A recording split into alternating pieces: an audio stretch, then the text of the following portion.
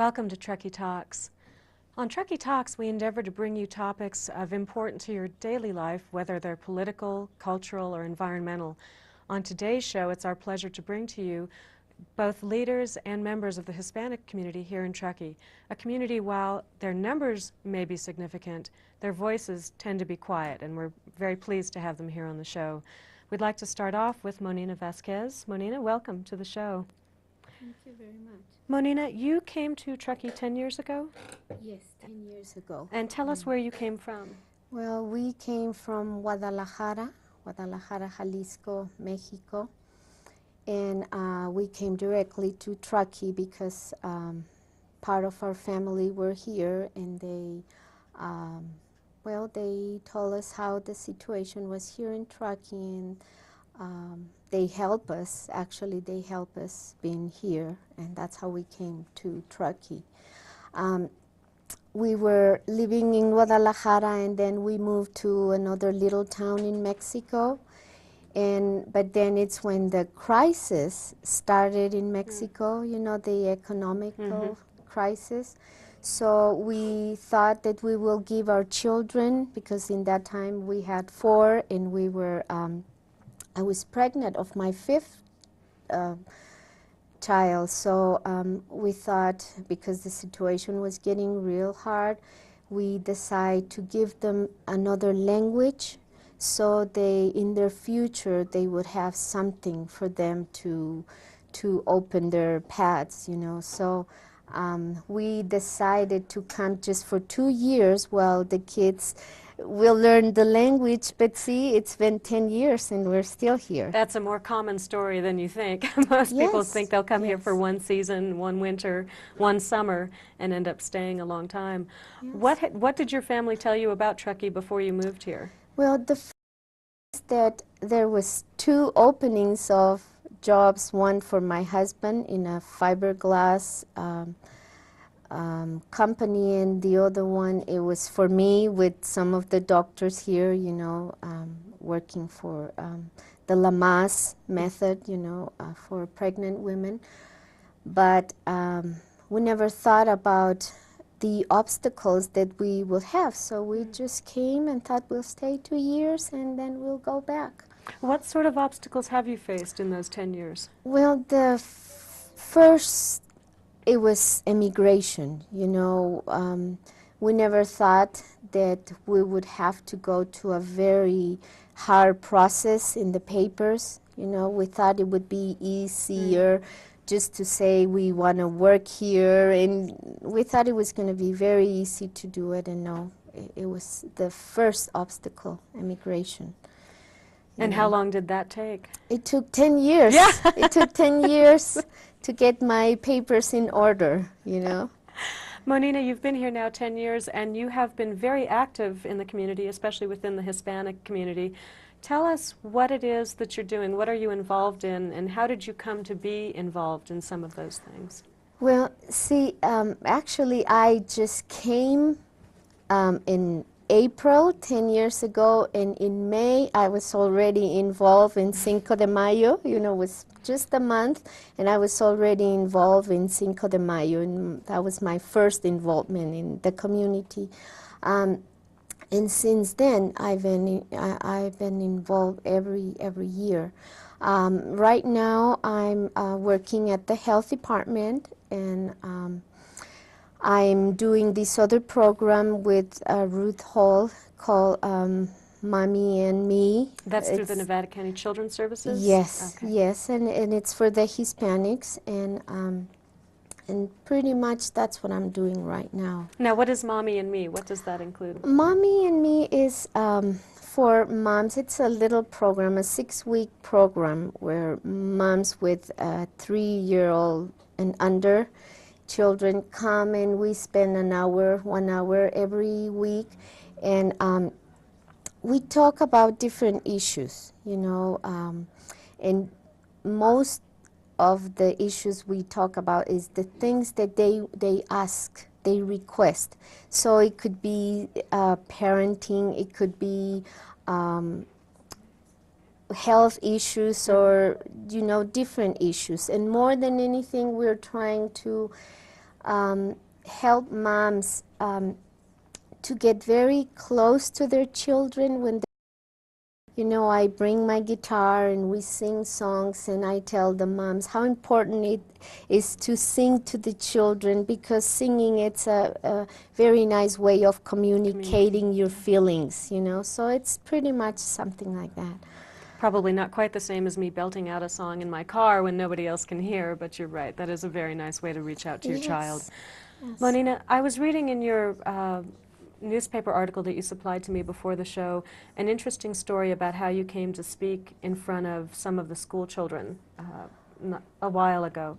Tell us that story, if you would. Well, it was like 5 years ago. You know, I had these relatives in my house that they came to study for 1 year, study English, and suddenly they came one afternoon very kind of sad, and they communicate to me that they were sad because they were talking in the class about immigration and about all the illegals that come to the States. But the way it was handled, it was kind of, it hurt them. It was negative. You know, it was kind of, well, the way, probably the way they took it, you know. So I said, well, let me go and talk a little bit to the teacher. Maybe there's something that they don't know about Mexico, about our country, about our about us, you know, that it's missing there. Maybe everybody knows just the negative things. So I went to talk to the teacher, and she was very open, very nice. She told me, she said, you can come and talk to the children. So I went and talked to them, and it was a great communication, because at the end of those 2 classes that I went to talk to them, everybody wanted to go to Mexico. And the teacher said, I think I'm going to retire in Mexico. So it was a very positive communication. It turned it around and showed them the other yes, side. The other side, because most people just knows the bad side of us, you know, that we are intruders, that we are all these things. But there's also a very good part of us that most people don't know. So that was my main purpose, to go and talk to them. Monina, that's a very important point, and I'm glad you bring it up, because one of the things that we would like to do more of on this show, as well as from a town's perspective, is more outreach within the Hispanic community, and see more of the Hispanic leaders active within the community, not just within the Hispanic community, but the community at large, and start to see more of that interaction. We just have Monina, I just want to wrap up this first segment of the show, and just briefly, if you could tell me what your vision or your dream is for the future. Well, right now there are 5 different positions regarding to Hispanic outreach, and I would like to see them all together in one office. It's like I would like all these funds that are for these programs to be in just one office, and have like a center for Hispanic services. And pretty much right now it's what I'm trying to accomplish, an office like that for just Hispanic services. So this isn't just your dream, but your dream that you're working to realize. Well, I'm trying to find like a person that could be my complement, you know, because I have all the ideas and all the emotion and everything, but I still don't know how to do it. So I'm looking for a person or a team that has the same ideas and would like to put it all together. And if they wanted to reach you, where would they find you? Well, I think at home. Okay. That's my best place, in my house, and 587-5331. There we have it. Yes. Yes. You don't know who's watching, and somebody may be Yes. watching that's interested in helping you with that. Monina, thank you for being on this segment. We'll see you at the last part of the show with your song. Okay, it was a pleasure for me. Thank you. Please stay tuned. We'll be right back.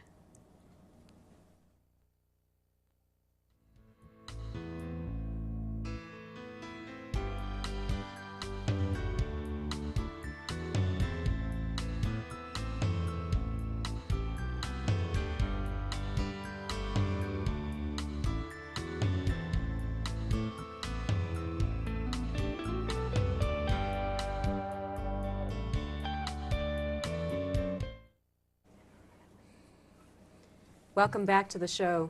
We're here today talking with members and leaders from the Hispanic community, and on this segment of the show, it's my pleasure to introduce you to Jesus Jerde. Yes. Jesus, welcome, and thank you for being here. And Gustavo Lopez. Mr. Lopez, thank you also for joining us. Jesus, let's start with you. You are a member of the Bilingual Advisory Committee? Yes, I am. Okay. Explain to us what that is. What does the Bilingual Advisory Committee do? Well, that's a community for the Spanish people, so they can.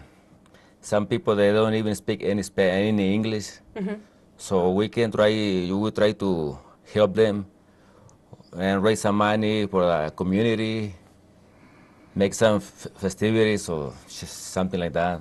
Does the bilingual community offer classes for Spanish-speaking people to take English? Yes, yeah, I think they are on Mondays and middle school, and room 12.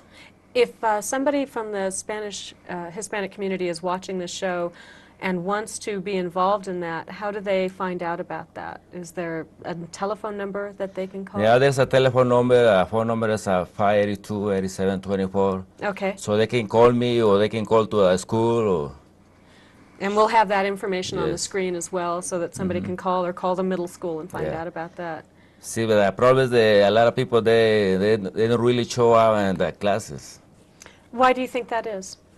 I don't know. Sometimes they don't have any chance to. They work a lot They're or working something. 2 or 3 yes, jobs. Yeah. Sometimes that's what happens. So are there other ways of providing these people with the English skills they need? Are there other classes that might be available to them? or- I think for now, just English classes. Okay, all right. We'll go to Gustavo for a minute. Gustavo, welcome to the show. You're welcome. Now, you're here with the Nevada County, you're a counselor with Nevada Yes. County? Okay, and what do you do in your role with them? One of the point is for help the people that want to enroll in the DUIs. These people when drive under the influence and they need to go to complete some program for first offender and multiple offender. And most of these people don't understand what is the point to they can need to do this program. Okay, First, under the first offender program, we help these people to give it more of the orientation for all the programs they have around to this violation. And one of these points is first, try to concentrate to them to try to resolve first the personal problem they have. okay, With the alcohol, they ignore it total the addiction they start to get it to the alcohol and drugs. And the multiple offender is for I'm sorry. Gustavo, let me ask you this. Yes. You work primarily then with just the Hispanic community for Nevada County? Yes. Okay. Is there a prevalence of alcohol problems within the Hispanic community, or no? I wouldn't. I say yes for the. And do you know why that is? One of the. Sorry. It's all right. First, then these people when come to this country, some come to ready to this addiction before move to this Before country. they come here. Yes. They know that that's a consequence when they drive under the influence. And it may be different here in the United States than it would be from where they came from. The consequences here would be vastly different, I would think. Yes. Okay. So you work with them directly and provide to them some of the rehabilitation programs that are available through Nevada County? That's right. Okay. All right. And what kind of success have you seen? Have you seen people stay away from alcohol who may be alcoholics? I find some people started to understand the consequence and they stopped completely to continue drinking. They understand they need to never go back to continue drinking and drive. And when they got their license, they need to protect. Okay. The best way to protect the license is drive and not drink. Yeah, that's right. They need that license to get to the jobs that they hold. Yes. Gustavo, how did you come to Truckee? How did you come to be here? My first time when I come in this town over about 14 years ago. Uh-huh. For my first time, I come only for visit my uncles in this area, and by that time, I like this area. That's nice and beautiful for live Yes. and work in this. Yes, it's hard to come here and not fall in love with Yes. it. Jesus, how about you? How did you come to Truckee? Oh, the first time I came it was around 4 years ago. I had a couple of brothers-in-law living in this town, so they told me about this town, and I just came and started looking for a job, and I found a job right away. Uh-huh. And I'm still here working. And you're here still. Yeah. And you're both involved in the Hispanic community as well. Is there much outreach between the Hispanic community and the Anglo community? Is there much interaction between the two here in Truckee? Do you see much interaction with Anglo people here, between the members of your community? Let me see if I can rephrase that. You're doing work right now with just the members of the Hispanic community, with people primarily from Yes. Mexico. But do you also work with people, Anglos, such as myself? Nah, it's just Not much. bilingual. Just, Okay. One of the things that we'll have the pleasure of seeing in the next segment of the show are some student leaders from the high school that work with both Anglo and Hispanic and trying to broaden that connection. And I think that's one of the things that we would like to see as well, is a greater connection not only within the Hispanic community, but between the Hispanic and the Anglo community. Thank you for being on the show. It You're was my welcome. pleasure to it's my have you pleasure here. to be here. And thank you for all of the work that you do for the Okay, community. thank you. That's a Okay, good you're thing. Please stay tuned. We will be back in just a minute with more Truckee Talks.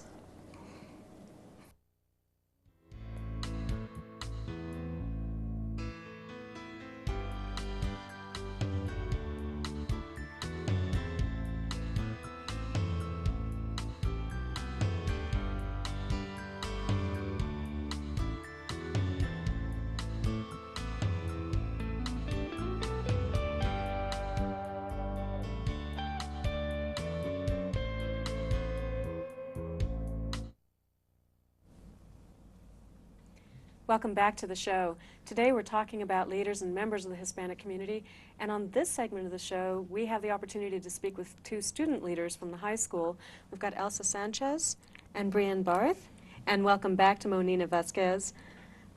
Elsa, what is it that you're doing? I understand that you're part of La Raza 2. Yeah, I'm co-president with Brian Barth for La Raza 2.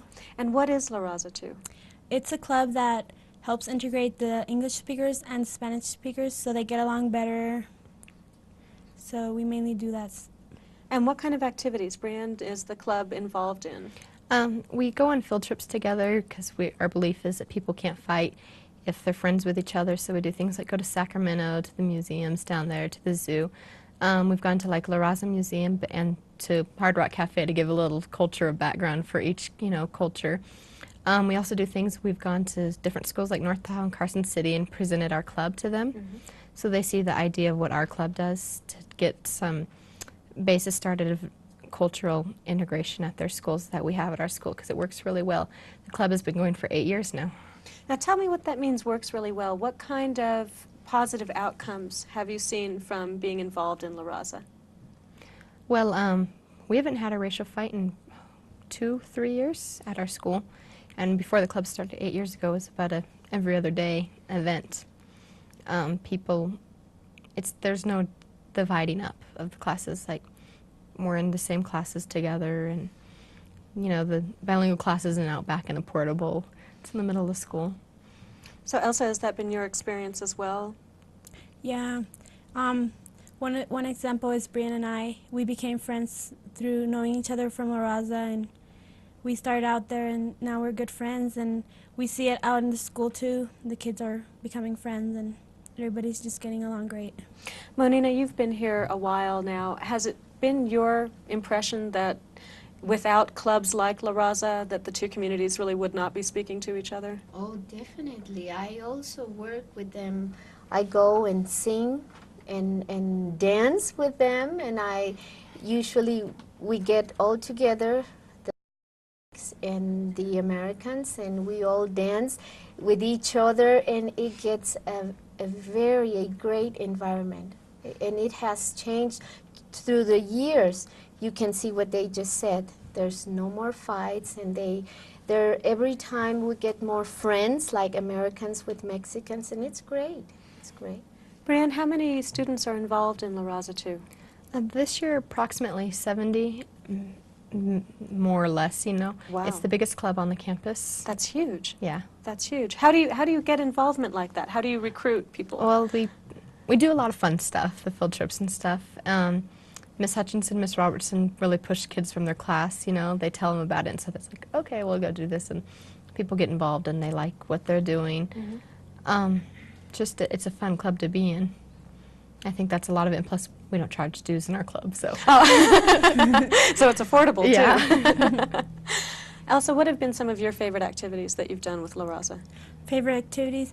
Well, the field trips we go on, they're really fun because you get to meet new people and new friends, so we really like that. The field trips to Sacramento and Reno. Cabe. Cabe was really fun too. Okay. How long was that? Like 3 or 4 days, I think. Yeah. Elsa and I went with Miss Hutchinson, Miss Robertson, and spoke and presented there. It's about Yeah. 12,000 teacher conference we presented at. So you think that you've spawned this idea at other schools that you've visited? Oh yeah, we visit.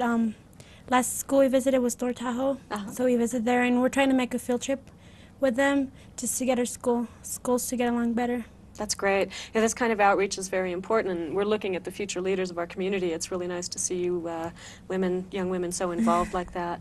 Monina, you mentioned song and dance, and I understand that you have a song that you're going to present for us now, so we'll ask our backup singers to come out on stage. Yes. And if you would, please sing that song that you have for us. And sing it out loud, girls. Si tú quieres la vida disfrutar, ven y únete al club La Raza 2. No importa si eres negro, blanco, de cualquier color, ni piel roja o si eres japonés, ni tampoco si eres pobre o si eres rico, o si tienes o no una religión. Solo basta que me extiendas tu mano, me sientas como hermano y me abras tu corazón. Si tú quieres bailar, busca La Raza 2. Si tú quieres cantar, busca La Raza 2. Si te gusta la paz, busca La Raza 2. Si quieres amistad, busca La Raza 2. Solo basta que me extiendas tu mano, me sientas como hermano y me abras tu corazón. Ven pronto y únete a nuestra voz, busca un amigo en el club La Raza 2 y tomémonos las manos y busquemos más hermanos y vivamos en un mundo de paz. Y si unimos nuestras fuerzas y también nuestras cabezas, tendremos una comunidad mejor. Solo basta que me quieras dar tu mano a todo ser humano sin importar color. Si tú quieres bailar, busca La Raza 2. Si tú quieres cantar, busca La Raza 2. Si te gusta la paz, busca La Raza 2. Si quieres amistad, busca La Raza 2. Solo basta que quieras dar tu mano a todo ser humano sin importar color. Solo basta que quieras dar tu mano a todo ser humano sin importar color. Yahoo! Ladies, thank you so much for being on the show. If you'd like a translation of the song, perhaps your best bet is to contact somebody from the Hispanic community and do a little outreach of your own. I'd like to thank all of our guests that were here on the show today, and I'd also like you to encourage you to stay tuned. We will be having a Spanish translation of this show immediately following our regularly aired times. Thank you to my guests, and thank you for joining us on Truckee Talks.